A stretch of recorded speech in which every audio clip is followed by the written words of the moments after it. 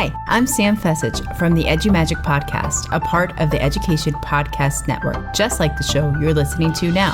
Shows on the network are individually owned and opinions expressed may not reflect others. Find other interesting education podcasts at edupodcastnetwork.com. Hey, welcome back. Steve here, and today I'm talking with the author Spencer Fleury. His latest work is a collection of stories called I Blame Myself, but Also You and Other Stories. Spencer's stories are awesome. What a cool talk this is. So much to learn. Thanks for listening, and thanks for sharing. And oh, by the way, it'd be so cool if you took time to help out the podcast. What do you think? Here's a couple ways you could do that. 1, tell a friend and share the links. 2, you could go to my website and leave a review and subscribe. And 3, how about click on the link on my website homepage where it says, Buy Me a Coffee. You click there, and by doing this, you could donate $1 or $2 to help me address the costs associated with producing this podcast. That'd be so cool. You are awesome. Enjoy the show. It's surprising how often you have to do that. If you write unreliable narrators, and I don't know if this is the thing that is more of a contemporary problem or if it has always been thus, but it really does seem like large segments of audiences aren't really familiar with this concept. So it's the Education Podcast, your favorite show, with lots of groovy guests and they share what they know. So crank it up to 10 and let your neighbors know that here's another show with Dr. Steve Miletto. Teaching, learning, leading K12. Teaching, learning, leading K12. Teaching, learning, leading K12. With Dr. Steve Miletto.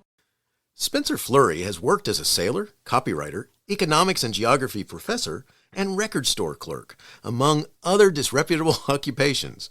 He is the author of the novel How I'm Spending My Afterlife in 2021 and the story collection I Blame Myself, but Also You and Other Stories by Malarkey Books 2024. Spencer, thanks so much for being on the show, and say hi to everyone. Stephen, thanks for having me, and hello everybody. It's great to be here. I hope that whatever I have to say today will be something you find interesting. Oh, I think so. So this is going to be good. And when in doubt, we may have to go back to the record store clerk thing after I bring up something else. So we got Absolute. Cool. So let's start out by talking about your website, because I got to bring up something that I read. I always look at websites and stuff like this to see if I can find something. And right there at the title of your website, where it says SpencerFleury.com, which is cool. Underneath it, there's a subtitle, and it says Proto Thoughts, Fleeting Obsessions, and Insomnia Cures from an Occasionally Unreliable Narrator. I love it. Why'd you say this? Let's talk about that for a little bit. Oh, I think a large part of it was because I just sort of resented the idea that I had to have a subheading in the first place. But the template that I used expected it, and so therefore I put it in. But more seriously, I've got kind of a self-deprecating nature in a lot of ways, and I felt that description actually was a pretty accurate description of how I planned to use the website. I have a background in marketing as well, but I'm not very good at it. So I had no plans to use this website as any kind of a platform launcher or anything like that. But it's good to have a fixed address in cyberspace, I guess, especially with the way that social media platforms will, change their algorithm, do whatever they want, and just you're at their whim, essentially. You can't really build an audience or stay in touch with the people who want to stay in touch with you and see what you're doing.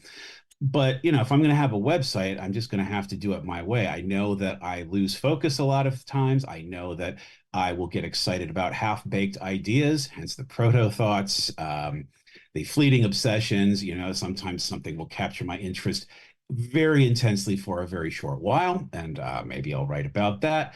But, the rest of it, definitely an unreliable narrator from time to time, because who isn't? I love it. I love it. Yeah. It's one of my all-time favorite books from the past is One Flew Over the Cuckoo's Nest. Oh, yeah. And what's awesome is if you just start reading it and nobody explains to you that you may not want to believe the stuff that you're being told.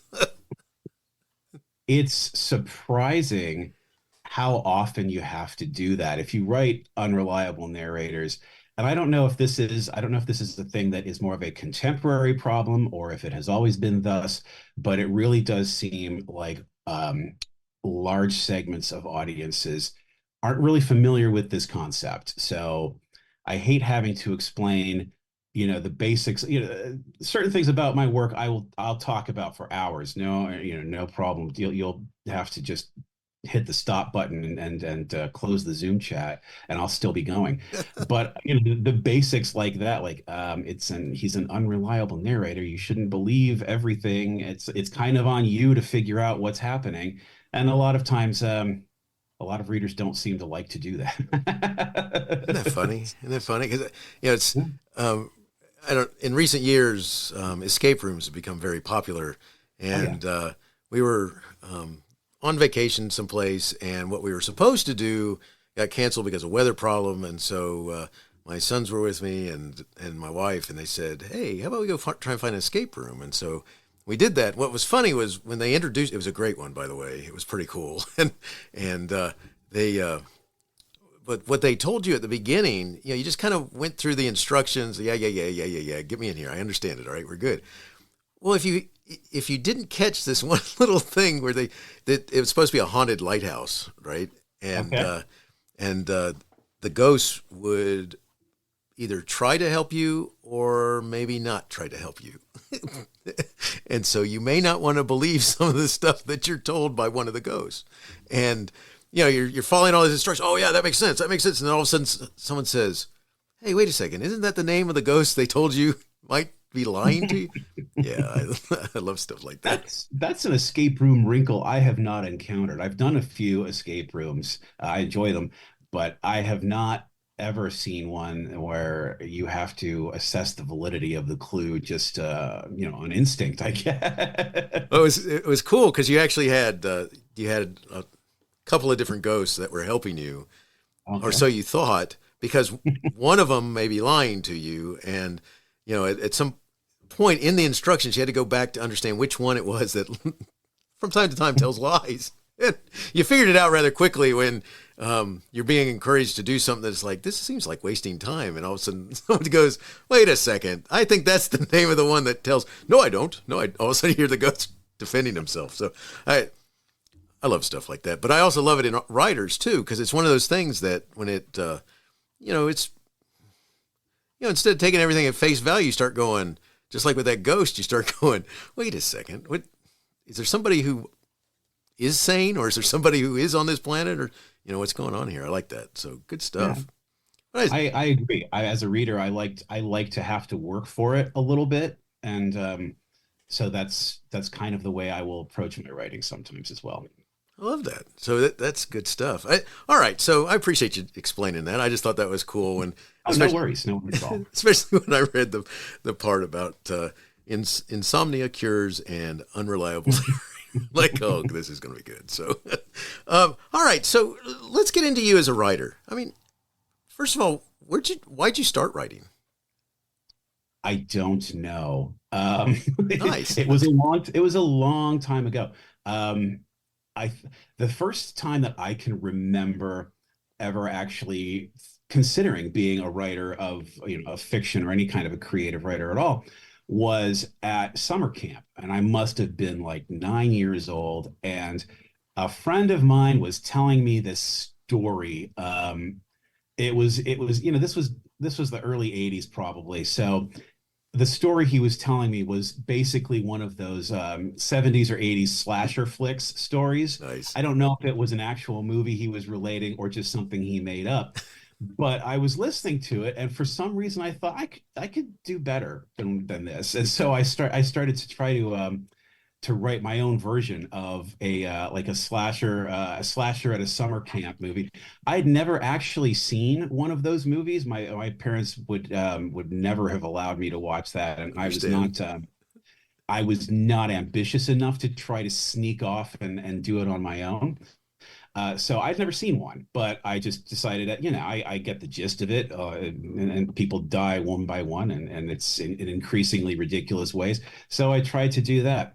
I realized pretty early on that fiction was very difficult, but other forms of writing came more easily to me. So I wrote, like in high school, I would write these stupid little essays, mostly just for my own personal amusement.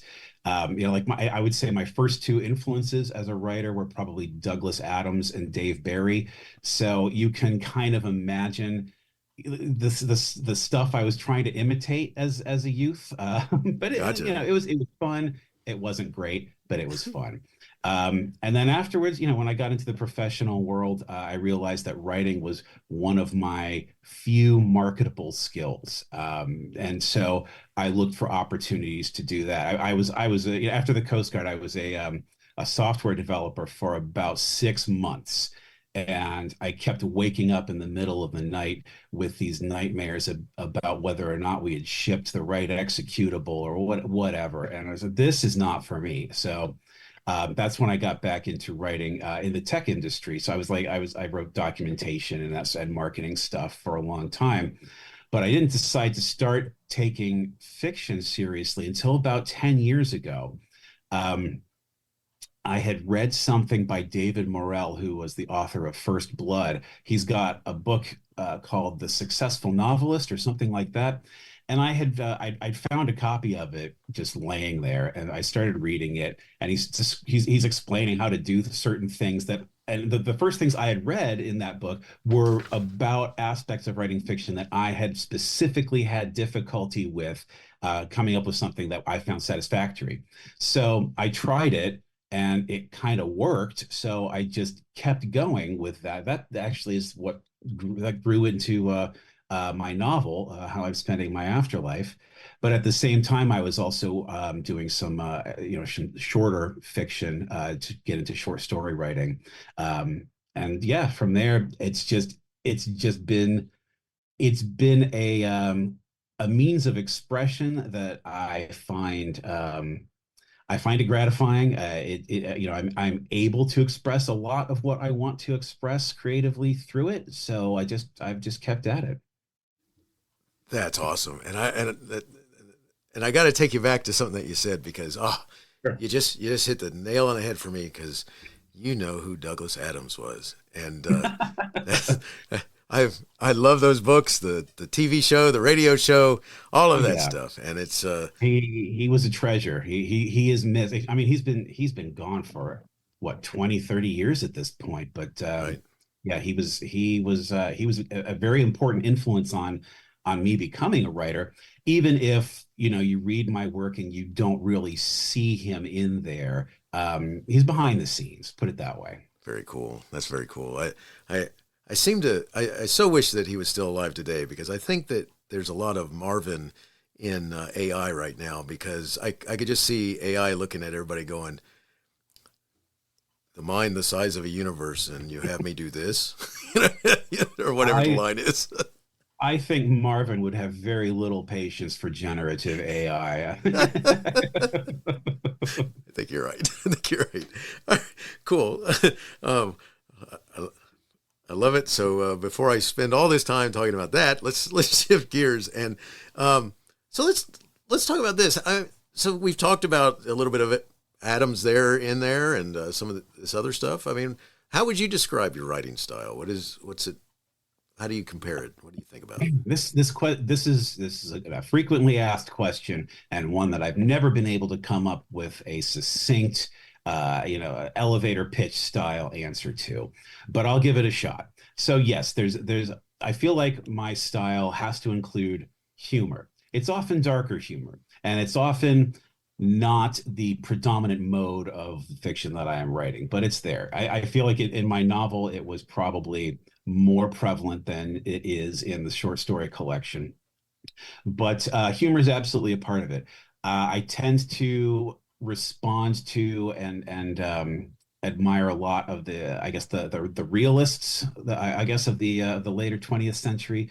So I know Raymond Carver is not really in vogue anymore, and I understand that, and I understand why. But to me, that doesn't matter. I still respond to the way that he wrote. I like the clarity, the brevity. I try to bring those qualities to my own work, but I don't necessarily I don't necessarily always feel like I have to adhere to that. And if I want to get a little weird, if I want to get a little experimental, I don't shy away from that. And that I think you will see in the story collection. Nice. I like that. And I can attest that that does show up there. So we'll get there shortly. But before we do that, you have a novel that was released in 21, How I'm Spending My Afterlife. Could you share a brief description of it?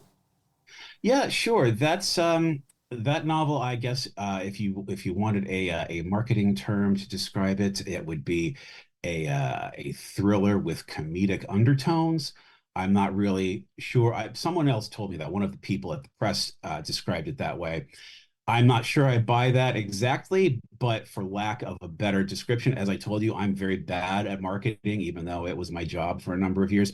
Fine, we can go with that. Essentially, it's the story of an attorney, Elton Carver, who is in a lot of trouble with the federal government.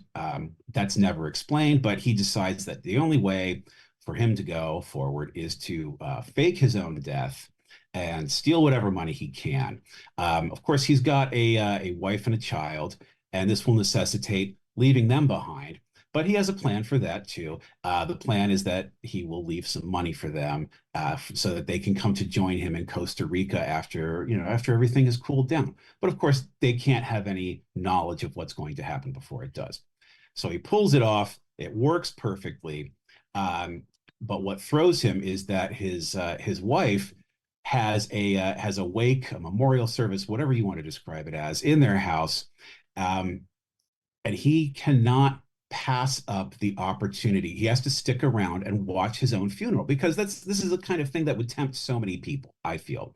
So he puts his escape plans on hold so he can watch this. And what he sees at that funeral and after that funeral sends him for a loop because it shatters his entire perception of himself and how he was perceived by the people in his life. And the rest of the book is kind of, well, I would say it's really mostly about him coming to terms or not coming to terms with this and how he reacts. And the one spoiler I will give is that he reacts poorly. So that's, hopefully where some of the humor comes from. But yes, that came out, well, that was reissued in 2021 by Woodhall Press. I had actually self-published that a few years prior. And when I was shopping around the story collection, I Blame Myself, but Also You, I mentioned in the query letter that I had self-published a novel. I told them the sales figures, and that's what they wanted to see. And then they said, yeah, we'd like to reissue this. So that's what we did. Very cool. Well, kudos on that happening too. That's thank you. That's awesome. Yes, weird stroke of luck. That's very cool.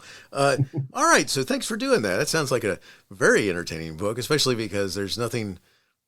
I think a lot of times people, you wish that you could hear what people really think, and then when you do hear that, maybe I shouldn't ask for that. Yeah, exactly.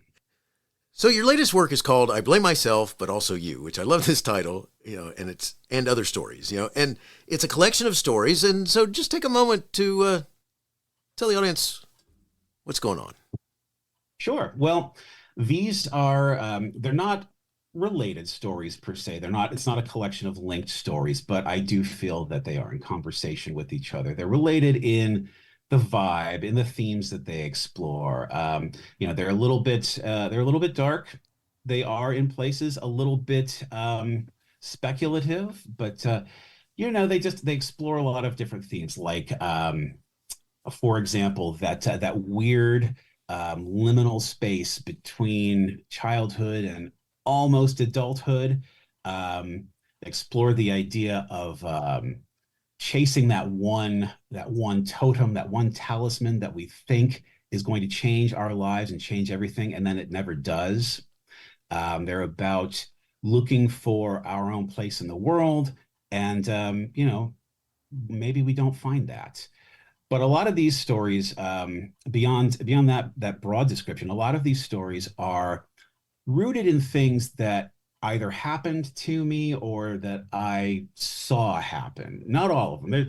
If you had a scale from 1 to 10, where 1 is completely made up, and 10 is the platonic ideal of journalistic accuracy, except maybe a few names have been changed. I would say you would get in this book from the 1 to about a 7 on that scale. So there's nothing that's just a straight rewrite of history, but there's a lot of stuff in here that that does come from my own life and my own experiences.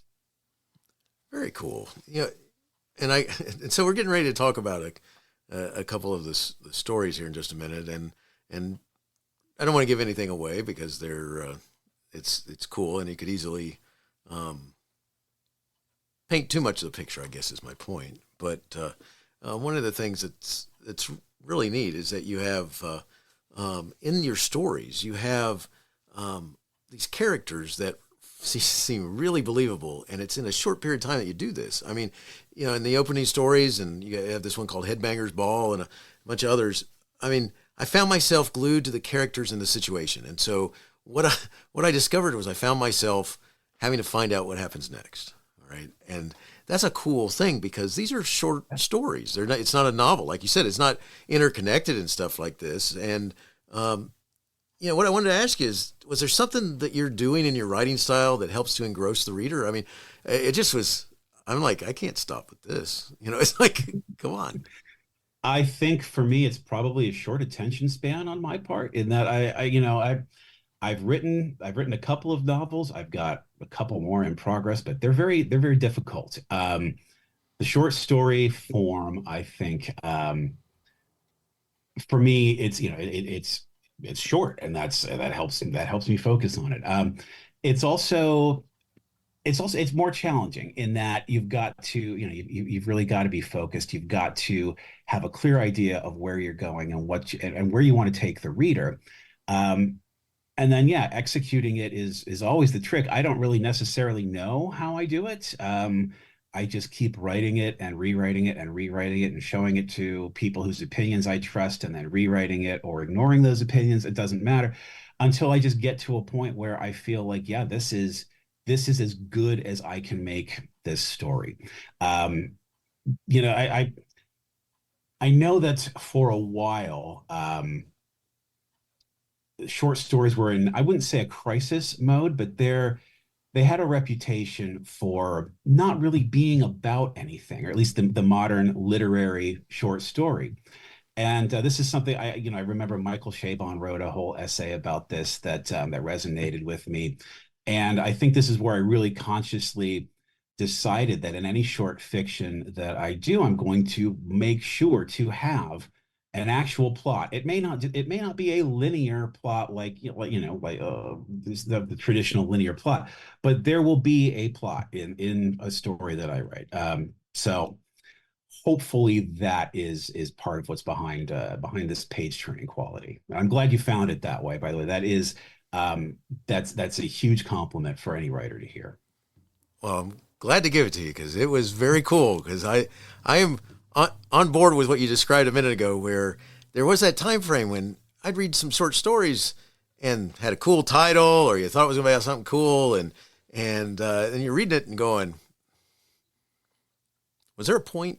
Was there a storyline here? And it was mostly a vibe, and vibes in short stories, you've got to have a vibe in a story. I hope that my stories in this book have vibes, but you've got to have more than that too. I feel some people may disagree, and that's fine. But that's, for me, that's the only way I can really it's the only way I can really work in this milieu, I suppose. Well, I think you got it, and you hit it on the. You really hit it, because it's like I couldn't stop reading, and there's the first one itself is, and I think I told you before we started recording that somewhere I saw Headbanger's Ball mentioned first, so I'm like, the title just struck me. I'm like, I'm gonna have to read that one first, so I did that one first, and then I started reading. I went back to the front, but it's one of those things where the characters. I mean, there's no doubt that these are real people, and this is happening right now, and I'm like a fly on the wall, and I may be able to see this stuff, and so I want to know what happened next. And it's like, if they change rooms, I'm going to go to that next room and stick to the wall so I can find out. And I kudos to you, because I am, I guess the best way to describe me is I'm not, the artsy sort of person who's into the, there's some semantic thing happening there, but I'm not quite sure I got it. And not Right. this. And I thought this was really cool. And one of the things I also hope this comes off as a compliment because it's meant to be, is that it was not predictable to say that this is where you're going with the story either. So I thought that was cool too. And that's like you hit in a short story, you hit the nail. You just really did a good job with the type of stuff that I like, where you're going along and, I think he's about to take a right turn or something here, and whoa, check that out. Didn't see that one coming. And but kudos on that. And to me, that's a big part of what made it engaging, because I did not stop. I kept reading. And so I love that. So kudos. I love it too. That's why I wrote it, to keep people reading. Well, that's awesome. So let's talk a little bit about the short story. I mean, what's it take to write an engaging short story that only gives you so much space to share a story that you create and you try to get interest? I mean, I'm trying to remember, there's quite a few people in our past who've said things like, it's easy to write a long story, but to be concise is a whole nother deal. What do you think about that?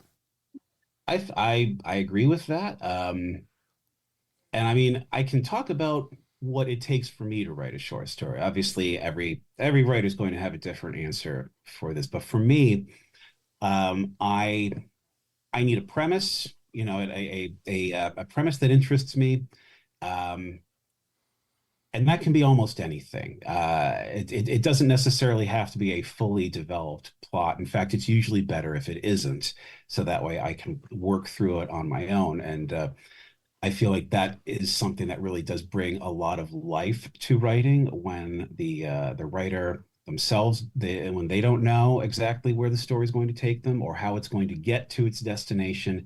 That brings a feeling of life to fiction, I feel. The other thing, it's clarity of purpose, and it's the idea of having something to communicate that may or may not be the literal plot of the story, but there's something behind there that you are trying to get across, and you have to have, or at least I have to have, an understanding of what that is and why I want to talk about it, why I want to write about it. And then from there, once some drafts are written, it's just a ruthlessness. You've got to be able to. I know that phrase "kill your darlings," which I'm not really crazy about, because I never kill them. I just relocate them to a different Word file and let them live on there until I need them again. But you've got to be very unsentimental about the beautiful words that you have written if they're not propelling the story along, because people expect a short story to move. That's why they picked it up. It's a short story. It's going to be over quickly. So you've got to kind of give them, something, and you got to do it well. Love it. That's so real, because it's like, I think too many times people write just scenes that take forever to develop or whatever, and you couldn't do that in this sort of framework. And there are people who like to read those, and that's a perfectly valid way to approach writing fiction. It's just not the way that works for me, and it's not necessarily one that I've responded to very well as a reader. Gotcha. And I'm the same way. If I get lost in a description that goes on for too long, or something that's happening in a scene, it's like, okay, this is not going to bode well here. How about this? Do you believe in writer's block, or the idea? Oh yeah, it's a thing. It's a thing, but I think I think it appears when when something in your brain is telling you that you don't really know what you want to be doing with this story, or with whatever it is that you're working on. It's not just that your brain freezes up. It's your brain telling you to stop and think it through, figure this out before you keep going. That's how I've always looked at it and interpreted it. And at least for me, that's generally a sign that I just haven't really figured out what I'm doing yet. That's cool. I like it. I think a lot of people get there, but then they don't know what to do next or how to get through it. And I think sometimes we just get into a fog that's just kind of like, maybe you need to do something else for a minute or something. Yeah. Yeah, and that's fine. Maybe write something else. Maybe put the laptop down and go outside for a bit. There's no shame in finding a non-writing related way to get through this, and that's fine. There's the people online love to argue about whether writer's block is a real thing, and I don't find that helpful at all. You're so right. I've read so many different things where people are adamant about one or the other, and it's like, yeah, interesting. So hence I asked the question. So, all right. So who do you write for? I mean, who do you think your audience is? So yeah, every time I hear this question, I always hear it in terms of a marketer's request. Like they want to be able to pigeonhole my book so they know who to sell it to. But that's not really how I look at this. My audience, it's not as broad as, anybody who likes good books and good writing. It's not that. It's people who enjoy a little bit of weirdness. It's people who can respond to the personal, the small but significant moments. People who, I guess, relate to the themes of this kind of this kind of insecurity of what we're doing here, of why we're here, and are we doing it right? And that's sort of something that I've kind of struggled with, not necessarily struggled with, but thought about a lot for most of my life. Is am I doing any of this right? And I don't know. There is no right, but I think that's one of the questions that I was asking in this book. And so, yeah, if these are the kinds of questions and topics that interest you, then yes, by all means, pick it up and read it, because I think you'll dig it. Very cool. Very cool. Before we're starting to get close to finishing up, but before we do that, I do have to go and ask you, and so just stop me if we're getting too close to anything that you want to talk about. But like one of the things that's cool about, let's start with Headbangers Ball. All right. Let's start there. And first of all, I got to say this. It talks about one of my favorite mediums of all time, the record. All right. Oh, yeah. And I used to go to the record store and when tapes were a thing, I became more of a tape buyer than a record buyer. And I wish I'd been the opposite, but although cassettes are coming back too. And so they're having a moment. Yep. I've got my cassette deck set up there with my turntable as well. And, I go out and I find old record stuff now. I like to do a lot of that. And, it's funny. One of the groups that in more recent time I became a fan of. Actually, I've seen them in concert and all kinds of stuff. And whereas back in the day, I was more into I played trumpet, and I was more into trumpeters and stuff like this. And they, but in more modern era, I've gotten used to. Not gotten used to. I've really become a fan of ZZ Top and AC/DC, and in the group I'm talking about is Kiss. And okay, yeah, and it's like, and so it's funny because I had lots of friends in the day when we were younger and stuff that were fans and all that stuff. But it took me a few years, and love the pyrotechnics and the costumes and the songs, and the concert I got to see them in was amazing.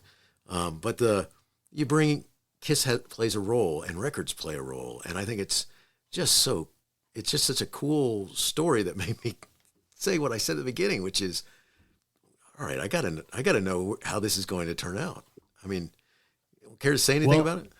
Yeah, absolutely. That one is actually a little bit higher on that truth scale than some of the other stories that were in there.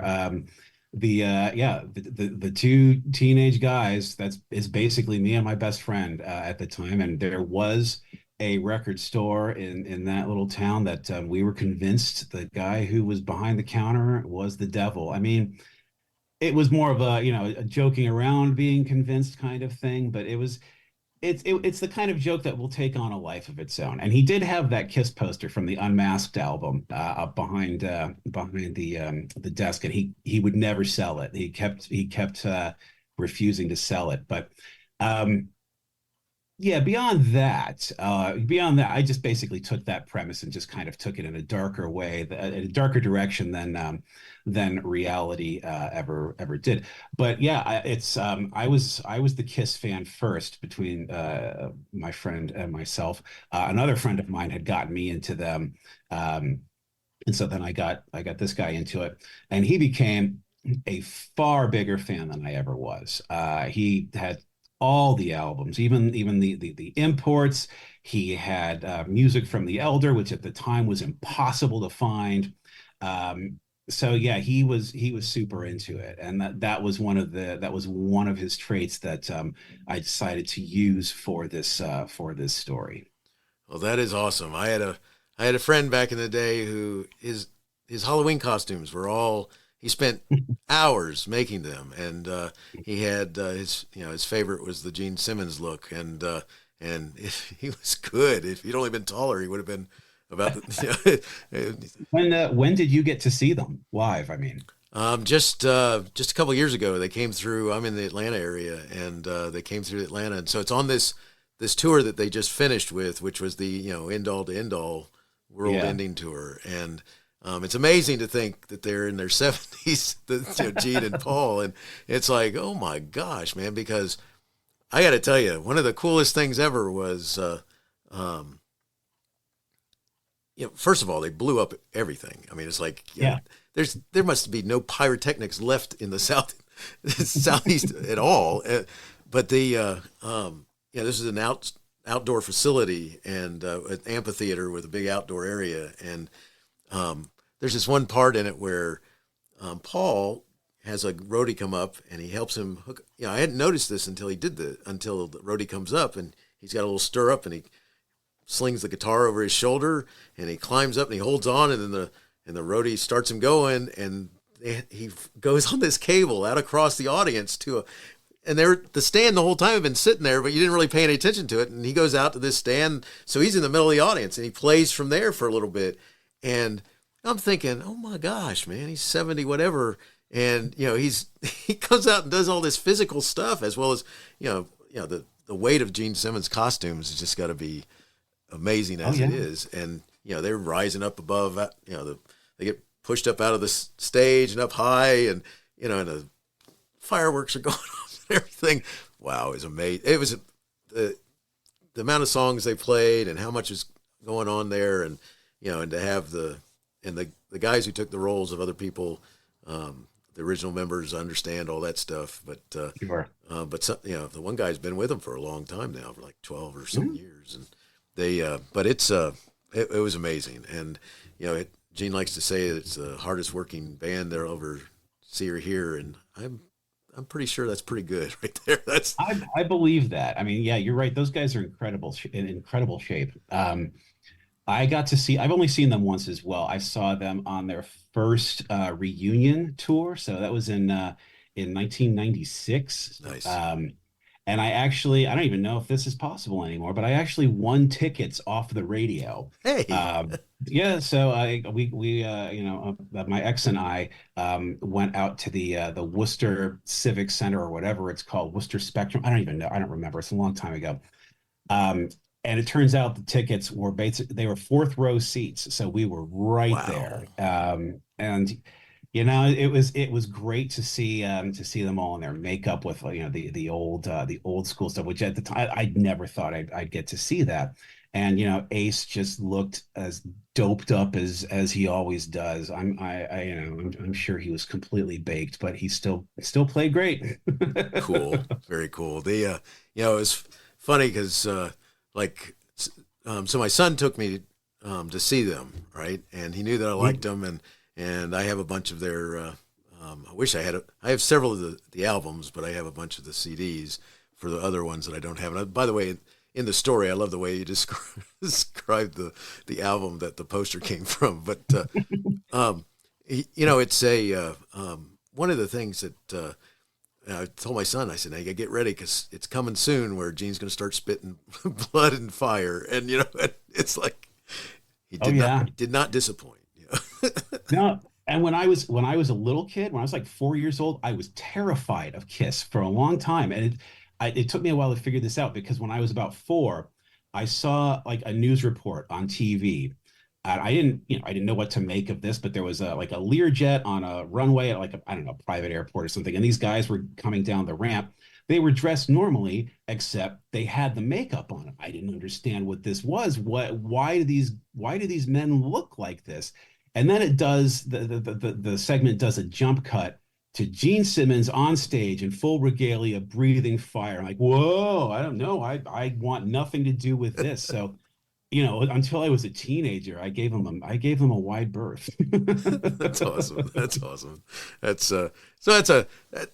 It's cool that band makes appearance in your story, or reference to them at least, and becomes actually a driving force of your story. So neat stuff. And I have to say that, this just the aspect of a record store in it of itself, because, it's funny. I have a uncle who's 10 years older than me. So he's, he's buying records and stuff during the 60s. And he one of the things he laments is that, the young people, although thanks to millennials, they brought the vinyl back.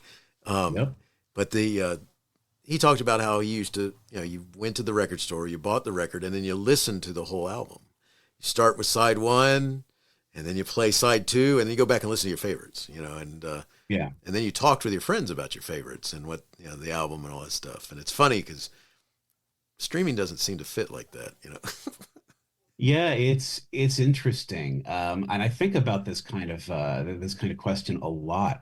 For me, I think a lot of this sort of the breaking of that association between the music and the media itself for me came with CDs, when I realized that I can just rip a couple of songs off of this crappy $18 CD I bought that has 2 good tracks, and then I can just go sell it back to the store I bought it from at a loss, but I still get some of my money back.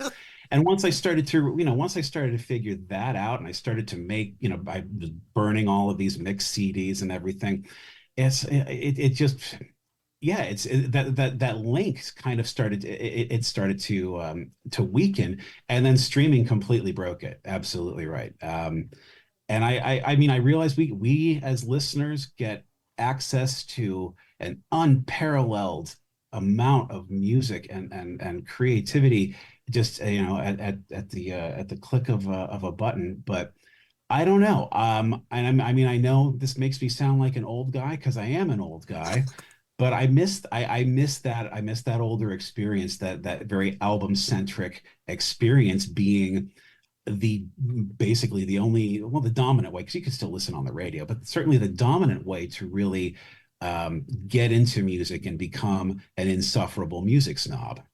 Very nice. Yeah. It makes a lot of sense, because that's one of the things, one of the things I always remember is that, there's a time frame there where late 60s into the 70s and 80s, where they, when you bought the album, there's always a possibility that there was something inside, or there was a really cool artwork that the album, where it might be a trifold, or it might, you open it one way and then there's a special, you see, like there was a band called Bread that used to had this cool part where the way it opened, it looked like a piece of bread. If you didn't realize what you were looking at, it's a piece of bread, and the band was standing on the other side, and cool stuff like that they used to do with that. I forget what that's called in the in the business, where they do that type of cut art or whatever. But right. But good stuff. So yeah, you don't get that with streaming.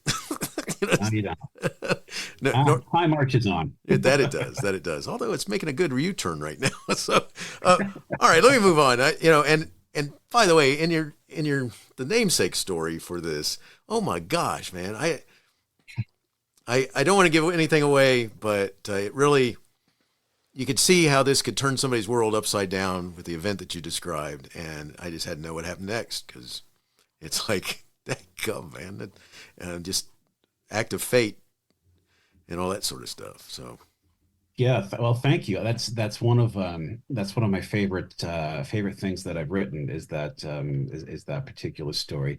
That's the first one in the book for everybody listening. So you'll know right away that one's one of my favorites. And Yeah, it's that is not something that happened to me. That The inciting incident is similar to a thing I heard about secondhand. So, this is definitely closer to like a two on that scale I mentioned earlier. But after that, everything else, yeah, and now it took me a while to write because I felt like I had this premise, but I didn't really know where to take it. So I was quote unquote blocked on that story for a long time. But I wrote other things, and then one day I was just walking down Market Street here in San Francisco, and the title just popped into my head as completely unrelated to anything, just as a phrase that struck me as amusing. And then I realized, aha, I can use that this way, and then I can and then it went forward finally. Well, I'm glad it did because Yeah, it's a cool story, and I'm not on purpose saying stuff about it because I don't want it to go, of course. to reveal anything or anything like that. But it's really one of those stories that you're going, um, what what what is going to happen next? Because it doesn't, you don't know. So there's and anything you're guessing probably isn't the case. So, which I like. So kudos on that, and kudos on the whole book. And we're kind of coming to an end here, and I want to make sure that I ask you this question, which is, do you have a favorite author or genre that you like to read, and who's that favorite author in that genre? Um, Favorite author. That's a very tricky question. I tend to focus more on favorite books Okay. rather than favorite authors, just because a lot of times I will find a book by an author that I love, and for whatever reason, I just have no interest in the rest of what they've done. Um, but we can do a little bit of both here. As far as favorite books, there's the Last King of Scotland, which they did make into a movie, but the book is much better. By Giles Foden, I believe. There is another book, and I am spacing on the guy's name, and so I forgive me, author of this book that I thoroughly enjoyed, called "That's Not a Feeling," and it came out around 2010. That's another one I love. Um, but as far as favorite authors go, yeah, there are a few. Sam Lipsyte is one. And it's funny because I didn't actually discover him until after I had written the stories in this collection. And somebody said, "Oh, I see you're a fan of Sam Lipsyte." I was like, "I don't know who that is." And then I tracked him down and I was like, "Oh my God, this guy's amazing. I love his work." Cool. So he is one. I mentioned Carver for his short stories, obviously. Let's see. Michael Chabon is another one who I enjoy on a pretty regular basis. Another favorite book of mine that is completely different from these, The Friends of Eddie Coyle by George V. Higgins, which is I think that is the archetypal Boston gangster novel. Came out in, I want to say, 1973, and it's almost completely dialogue. There's almost nothing beyond dialogue for this book. And you don't get a lot of interiority in this one, but it's really masterfully done. And it's one that I'll go back to every now and again. And I've always been a Bret Easton Ellis fan. I know he is also not really in favor in a lot of segments, but yeah, Less Than Zero was one of the books that made me reevaluate not trying fiction when I was a teenager. So I pushed it a little further once I read that. Of course, it was mostly just copying him for a while, but that's how you learn to be yourself, is by copying other people for a while. That's cool. That's cool. Thanks for sharing that. Of course. Good stuff. All right. So, as we draw to a close, I mean, where can our listeners find additional information, connect, and learn more? Well, yeah, there is my website, spencerfleury.com. I am on various socials. You can find me on Instagram at Spencer Fleury Author, all one word.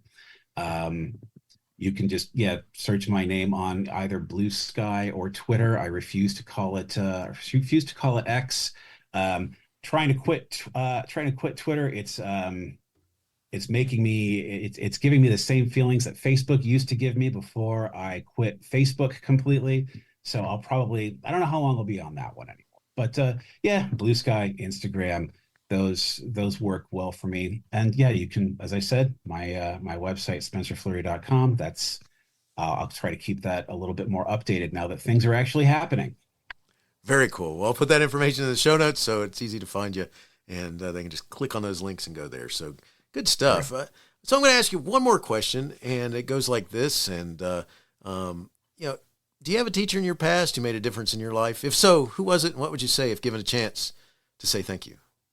Yeah, this can sometimes be a tricky question too, because I don't remember all the teachers' names in my past. It's been a long time for some of them.